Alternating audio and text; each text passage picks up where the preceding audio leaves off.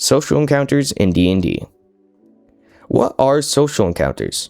Social encounters are, for example, going to a party of nobles and trying to find information from the nobles about the villain or item you're chasing.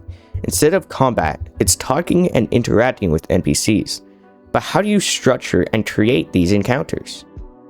Creating social encounters.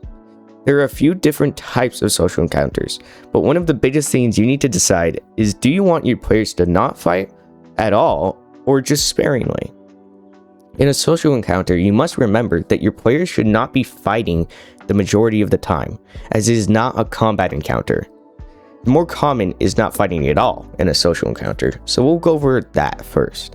For a social encounter where there should be no combat, you need to find a way to heavily discourage your players from fighting, but you should not fully rule out the possibility of combat, as that limits role-playing and freedom. My favorite way to do this, as I said earlier, is inviting them to a party for nobles.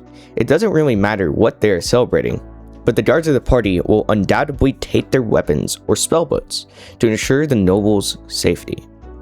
This is one way to get rid of their ability to fight, and there are many other ways, but the important thing is limiting their fighting capability. Then the other side. They may fight, but sparingly. This should be something like a party that has duels happening, or maybe a party at the local fighting arena. Your players might fight in that arena, but for the most part, interact with the other partygoers. The crucial thing here is still making it a social encounter, but having some small combat elements. The next biggest thing to plan out when creating social encounters is the reason why your players are there. They might have been invited to a party, but why should they accept? What are they looking for when they are there? They could be trying to secure passage from the king to a distant kingdom, or they could be trying to get king support in a coming war. And they should be able to get this support by talking to the king and convincing him, or maybe they could save him from an assassin, which was at the party. It's up to you, but just remember they should have a reason to go to this social encounter, and the majority effort of achieving their goal should be talking and interacting with NPCs. Social encounters aren't only planned things, but they can be random or, well, encountered. For random social encounters, just like planned ones, the chance of combat should be heavily decreased.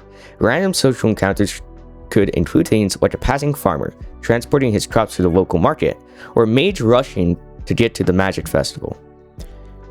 They would both stop to talk to you for a moment, making it a social encounter. These encounters could also be called random encounters, but they still count as social encounters. I hope you enjoyed, and thanks so much for watching. Comment down below any topics you'd like me to cover next, and please like and subscribe, and have a good one.